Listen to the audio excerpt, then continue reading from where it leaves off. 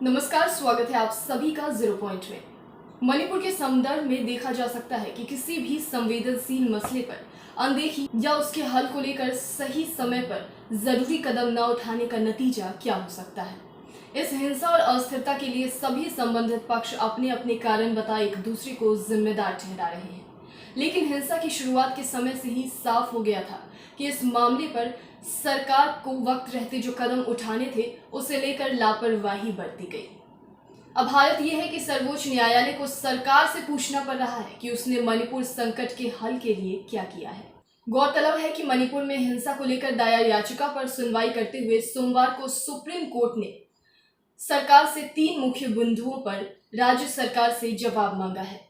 इन बिंदुओं में वहां मैतेई और कुकी समुदाय के बीच हो रही हिंसा को रोकने के लिए उठाए गए कदम, बेघर और हिंसा प्रभावित लोगों को दोबारा बसाने, सुरक्षा बलों की तैनाती और कानून व्यवस्था की जानकारी देना शामिल है।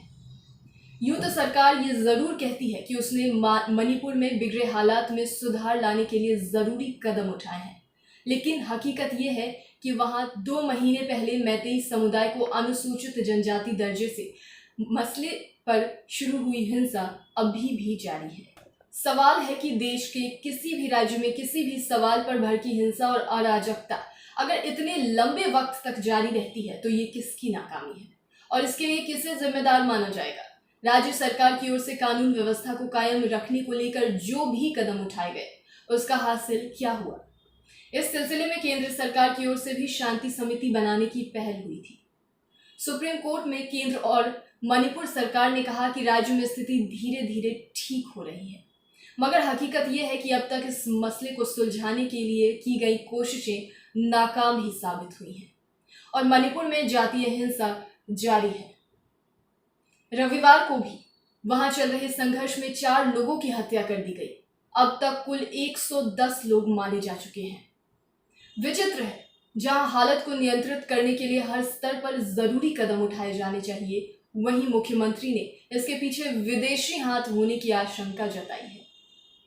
अगर ऐसा है भी तो ऐसी ताकतों का पर्दाफाश करने और हिंसक संघर्षों को तुरंत रोकने की जवाबदेही किसकी है।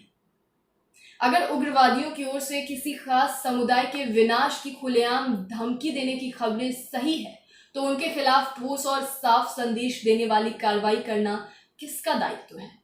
हालांकि केंद्रीय गृह मंत्री की ओर से राज्य में शांति और सौहार्द लौटाने की अपील के बाद कुछ कुकी संस्थाओं ने मणिपुर राष्ट्रीय राजमार्ग पर लगाए गए अवरोध हटा दिए, लेकिन जरूरत इस बात की है कि टकराव में शामिल सभी संबंधित पक्षों के बीच संवाद और विश्वास बहाली की प्रक्रिया बिना किसी शर्त तुरंत शुरू की जाए, क्योंकि आखिरी हल संवाद के जरिए ही निकाला जा सकता है।